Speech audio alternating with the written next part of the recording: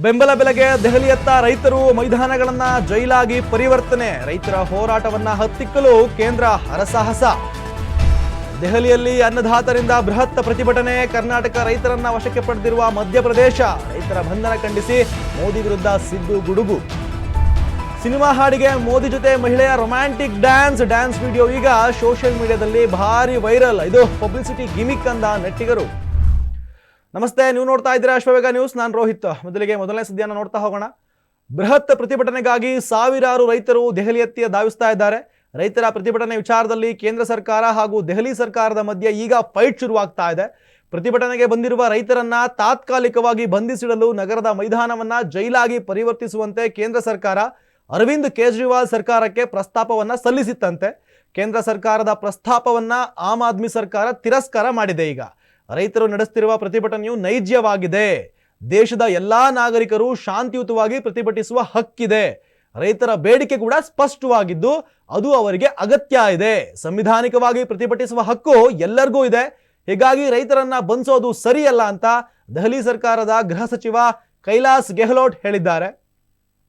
ಇನ್ನು ಭವನದಲ್ಲಿರುವ ರಾಜೀವ್ ಗಾಂಧಿ ಸ್ಟೇಡಿಯಂ ಅನ್ನ ಜೈಲಾಗಿ ಪರಿವರ್ತಿಸುವಂತೆ ಕೇಂದ್ರ ಸರ್ಕಾರ ಹೇಳ್ಕೊಂಡಿತ್ತು. ಅದರ ಬದಲಾಗಿ ಕೇಂದ್ರ ಸರ್ಕಾರ ರೈತರ ಜೊತೆ ಮಾತುಕತೆ ನಡೆಸಿ ವಾಸ್ತವ ಅರ್ಥಕೊಂಡು ಸಮಸ್ಯೆ ಬಗೆಹರಿಸಬೇಕು.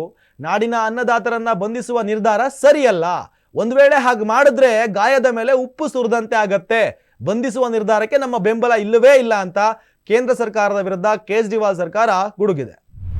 ಇನ್ನು ಕನಿಷ್ಠ ಬೆಂಬಲ ಬೆಲೆ ಅಂದ್ರೆ ಎಪಿಎಂಸಿ ಸೇರಿದಂತೆ ವಿವಿಧ ಬೇಡಿಕೆ ಈಡೇರಿಸುವಂತೆ ಕೇಂದ್ರ ಸರ್ಕಾರವನ್ನ ಒತ್ತಾಯಿಸಿ ದೆಹಲಿಯಲ್ಲಿ ಬೃಹತ್ ಪ್ರತಿಭಟನೆ ನಡೀತಾ ಇದೆ. ಈ ಪ್ರತಿಭಟನೆಯಲ್ಲಿ ಭಾಗಿಯಾಗಲು ದೇಶದ ಮೂಲೆಯಿಂದ ರೈತರು ರಾಜಧಾನಿಯತ್ತ ತೆರಳುತ್ತಾ ಇದ್ದಾರೆ. ಅಂತೆಯೇ ಕರ್ನಾಟಕದಿಂದಲೂ ರೈತರು ಹೊರಟಿದ್ದು ಕೆಲವು ರೈತರನ್ನ ಭೂಪಾಲ್ನಲ್ಲಿ ಮಧ್ಯಪ್ರದೇಶ ಸರ್ಕಾರ ಬಂಧಿಸಿದೆ. ರೈತರನ್ನ ಬಂಧಿಸಿರೋದನ್ನ ಖಂಡಿಸಿರುವ ಸಿದ್ದರಾಮಯ್ಯ ದೆಹಲಿಯಲ್ಲಿ ನಡೆಯಲಿರುವ ಪ್ರತಿಭಟನೆಯಲ್ಲಿ ಪಾಲ್ಗೊಳ್ಳಲು ಹೋಗ್ತಾ ಇದ್ದ ರೈತರು ಹುಬ್ಬಳ್ಳಿಯ ರೈತರನ್ನ ಭೂಪಾಲ್ನಲ್ಲಿ ಬಂಧಿಸಿರುವ ಮಧ್ಯಪ್ರದೇಶ ಸರ್ಕಾರದ ಕ್ರಮ ಅತ್ಯಂತ ಖಂಡನೀಯ. ಬಂಧಿಸಲಾದ ರಾಜ್ಯದ ನಮ್ಮೆಲ್ಲ ರೈತರನ್ನ ತಕ್ಷಣ ಬಿಡುಗಡೆಗೊಳಿಸಿ ಅಂತ ದೆಹಲಿಯ ಜಂತರ್ ಮಂತರ್ನಲ್ಲಿರುವ ನಡೆಯಲಿರುವ ಪ್ರತಿಭಟನೆಯಲ್ಲಿ ಭಾಗವಹಿಸಿಕೊಳ್ಳಲು ಕಳಿಸಿಕೊಡಬೇಕು. ಬಂಧಿಸಿರೋದು ಮಧ್ಯಪ್ರದೇಶದ ಸರ್ಕಾರವಾದರೂ ಈ ದುಷ್ಕೃತ್ಯದ ಹಿಂದಿನ ಕ್ರಿಮಿನಲ್ ಮೆದುಳು ಪ್ರಧಾನಿ ನರೇಂದ್ರ ಮೋದಿ ನೇತೃತ್ವದ ಕೇಂದ್ರ ಬಿಜೆಪಿ ಸರ್ಕಾರ ಅನ್ನೋದು ಸ್ಪಷ್ಟವಾಗಿದೆ. ಈ ರೀತಿ ಬಂಧಿಸಿ ಬೆದರಿಸಿ ರೈತರ ಹೋರಾಟವನ್ನ ಹತ್ತಿಕ್ಕಲಾಗಲ್ಲ. ಇಂತಹ ದಬ್ಬಾಳಿಕೆಯಿಂದ ಇನ್ನಷ್ಟು ರೈತರು ಬೀದಿಗಿಳಿಯಬಹುದೇ ಹೊರತು ಮಣ್ಣಿನ ಮಕ್ಕಳ ಹೋರಾಟ ನಿಲ್ಲಕ್ಕೂ ಸಾಧ್ಯ ಇಲ್ಲ. ಶಾಂತಿ ಸುವ್ಯವಸ್ಥೆಯ ಕಾಳಜಿಯನ್ನ ಕೇಂದ್ರ ಸರ್ಕಾರ ಹೊಂದಿದ್ದರೆ ತಕ್ಷಣ ರೈತರ ಬೇಡಿಕೆಗಳನ್ನ ಈಡೇರಿಸಿ ಸಮಸ್ಯೆ ಬಗೆಹರಿಸಬೇಕೇ ಹೊರತು ಈ ರೀತಿ ದಮನ ದೌರ್ಜನ್ಯ ನಡೆಸಿ ರೈತರ ಬಾಯಿ ಮುಚ್ಚೋದು ಸರಿಯಲ್ಲ ಅಂತ ಸಿದ್ದು ನರೇಂದ್ರ ಮೋದಿ ವಿರುದ್ಧ ಗುಡುಗಿದ್ದಾರೆ. ಇನ್ನು ಸಿನಿಮಾ ಹಾಡಿಗೆ ಮೋದಿ ಜೊತೆ ಮಹಿಳೆಯ ರೊಮ್ಯಾಂಟಿಕ್ ಡ್ಯಾನ್ಸ್ ವಿಡಿಯೋ ಈಗ ಸೋಷಿಯಲ್ ಮೀಡಿಯಾದಲ್ಲಿ ಭಾರಿ ವೈರಲ್ ಆಗ್ತಾ ಇದೆ.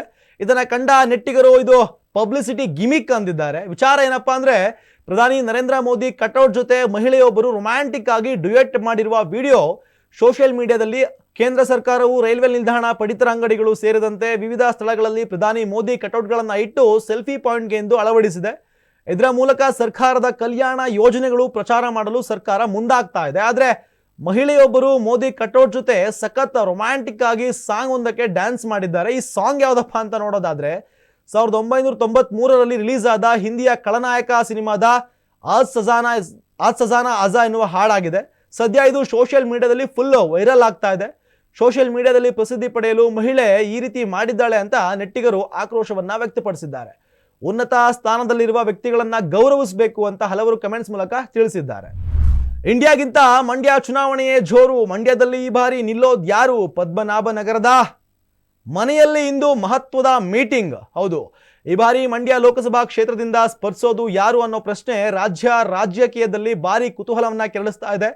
ನಿಖಿಲ್ ಕುಮಾರಸ್ವಾಮಿ ನೋ ಎಂದ ಮೇಲೆ ಜೆಡಿಎಸ್ ನಾಯಕರು ಅಲರ್ಟ್ ಆಗಿದ್ದು ಇಂದು ಮಾಜಿ ಪ್ರಧಾನಿ ಎಚ್.ಡಿ. ದೇವೇಗೌಡರ ಮನೆಯಲ್ಲಿ ಮಹತ್ವದ ಸಭೆ ನಡೆಸಲಾಗಿದೆ. ಪದ್ಮನಾಭನಗರದ ನಿವಾಸದಲ್ಲಿ ನಡೆಯಲಿರುವ ಈ ಸಭೆಯಲ್ಲಿ ಮಂಡ್ಯ ಜಿಲ್ಲೆಯ ಜೆಡಿಎಸ್ ನಾಯಕರು ಭಾಗಿಯಾಗ್ತಾ ಇದ್ದಾರೆ. ಜೆಡಿಎಸ್ ನಾಯಕರ ಸಭೆಯಲ್ಲಿ ಪ್ರಮುಖವಾಗಿ ಮಂಡ್ಯ ರಾಜಕೀಯ ಬೆಳವಣಿಗೆಗಳ ಬಗ್ಗೆ ಮಹತ್ವದ ಚರ್ಚೆ ನಡೀತಾ ಇದೆ.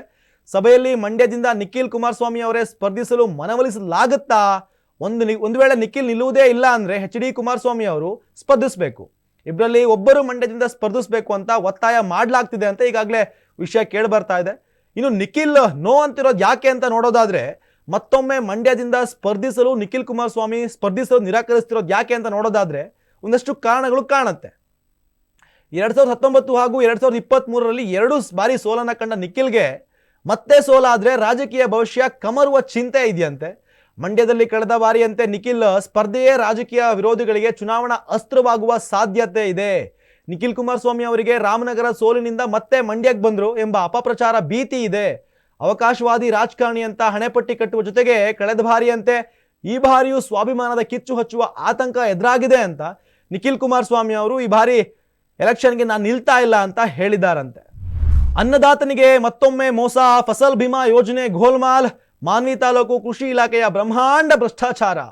ಎಸ್, ಬರಗಾಲ ಹಾಗೂ ನೆರೆ ಹಾವಳಿ ಸಂಭವಿಸಿದರೆ ರೈತರಿಗೆ ಅನುಕೂಲವಾಗಲಿ ಅಂತ ಕೇಂದ್ರ ಸರ್ಕಾರ ಫಸಲ್ ಬೆಳೆ ವಿಮೆ ಯೋಜನೆಯನ್ನ ಜಾರಿ ತಂದಿದೆ. ಆದ್ರೆ ರಾಯಚೂರು ಜಿಲ್ಲೆಯ ಮಾನ್ವಿ ತಾಲೂಕಿನ ಭೋಗಾವತಿ ಮತ್ತು ಹೆರೆಕೋಟ್ನೆಕಲ್ ಗ್ರಾಮದ ರೈತರಿಗೆ ಮುಟ್ಟಬೇಕಾದ ಕೋಟಿಗಟ್ಟಲೆ ಪರಿಹಾರ ಬೆಳೆ ವಿಮೆ ಶ್ರೀಮಂತರ ಪಾಲಾಗಿದೆ ಅಂತ ರೈತ ಮುಖಂಡ ಶಿವಾರ್ಜುನ ನಾಯ್ಕ ತಿಳಿಸಿದ್ದಾರೆ. ಜೊತೆಗೆ ಬಡ ರೈತರ ಹೆಸರಲ್ಲಿ ಶ್ರೀಮಂತರ ಕೈಚಳಕ ಹಾಗೂ ಕೃಷಿ ಇಲಾಖೆ ಸಹಾಯಕ ನಿರ್ದೇಶಕ ಹುಸೇನ್ ಸಾಬ್ ಅವರ ಹೊಂದಾಣಿಕೆಯಿಂದಾಗಿ ಮೋಸದಾಟ ನಡೀತಾ ಇದೆ ಅಂತ ರೈತರು ಆರೋಪಿಸಿದ್ದಾರೆ.